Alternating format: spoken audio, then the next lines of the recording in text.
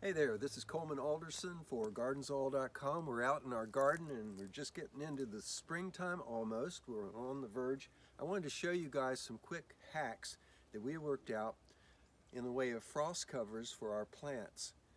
And it's really a basic system that uses frost cover cloth. This is an ag fabric that's readily available. This is a bit thicker than some, and we'll show you some instances where it's, and here's some ice in fact.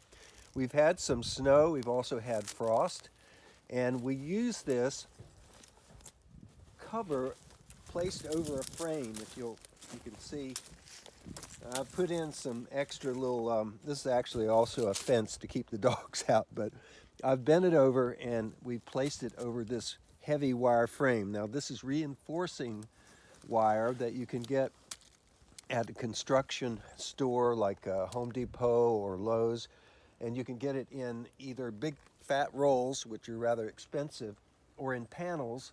And then if you use the proper thing, we actually use bolt cutters to cut into panel sections. And then it's very bendable. It's a matter of just bending it over, and then we use clips of various sorts. These are from office stores, very easy to get or order online, and they work perfectly for clipping right here and anchoring this down. Now, we've got growing here some broccoli. We even have some endive right over there, some endive. We have perpetual spinach and a little bit of what looks like dandelion. Okay, this is a delicious form of, I'm going to forget the name here. It's in the chicory family, so it has a lot of flavor to it.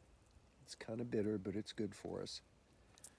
Okay, let me put this back on. Another thing, I like to keep these things small because that way they're removable, just like this. So like a warmer day today, it's getting up into the 50s.